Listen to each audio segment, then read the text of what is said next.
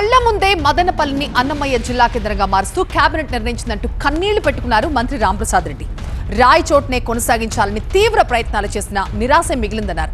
మరి మంత్రి పట్టుబట్టిన రాయచోటిని జనం వద్దని ఆందోళన ఉధృత పెంచిన ప్రభుత్వం మదనపల్లి వైపే ఎందుకు మొగ్గు చూపించింది? రాయచోట్ని ఎందుకు కాదంది? అసలు మదనపల్లిలో ఉన్నదేంటి, రాయచోట్లో లేనిదేంటి?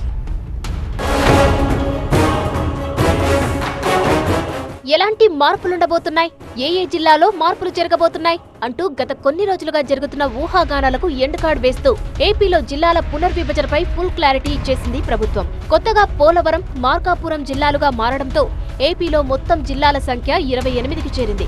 అయితే పునర్విభజనతో దాదాపుగా అన్ని జిల్లాలు హ్యాపీగా ఉన్నప్పటికీ రాయచోటిని తీసేసి మదనపల్లిని అన్నమయ్య జిల్లా కేంద్రంగా మార్చడం అటు స్థానికంగానూ ఇటు రాజకీయంగానూ రచ్చలేపుతోంది.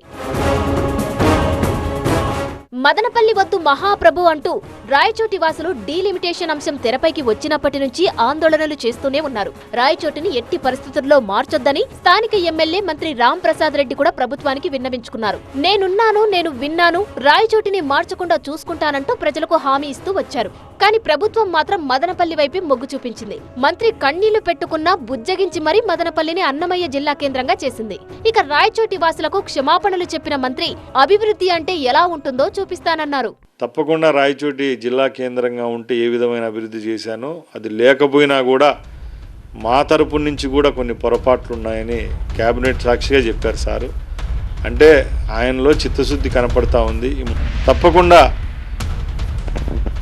దీన్ని ఒక ఛాలెంజ్గా తీసుకొని రాయచోటి అభివృద్ధిలో నేను అందరినీ కలుపుకొని పోయి ముందుకెళ్తాను.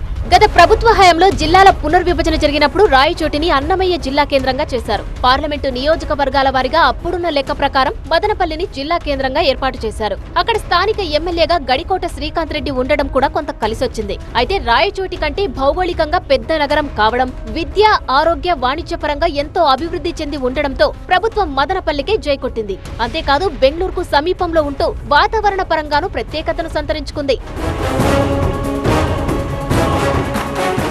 మరీ ముఖ్యంగా ఎన్నికల టైంలో మదనపల్లిని ఏకంగానే జిల్లాను చేస్తానని హామీ ఇచ్చారు చంద్రబాబు. ప్రచార సమయంలో వచ్చిన ఆయన్ను ప్రజలు అడగ్గా హామీ ఇవ్వడమే కాదు, అంతకుముందు మినీ మహానాడులోనూ ఇచ్చిన హామీకి కట్టుబడి ఉంటానన్నారు. దీంతో జిల్లా కాకపోయినా జిల్లా కేంద్రంగానైనా మార్చి స్థానికుల ఆకాంక్షను నెరవేర్చారు. ఇక ఇంతకాలం జిల్లా కార్యకలాపాలు రాయచోటి నుంచి సాగగా ఇక నుంచి మదనపల్లి కేంద్రంగా జిల్లా ఉన్నతాధికారుల పరిపాలన వ్యవహారాలు కొనసాగనున్నాయి. మొత్తంగా ఈ జిల్లా కేంద్రం మార్పు రాజకీయంగా ఎలాంటి మలుపు తీసుకుంటుందో చూడాలి.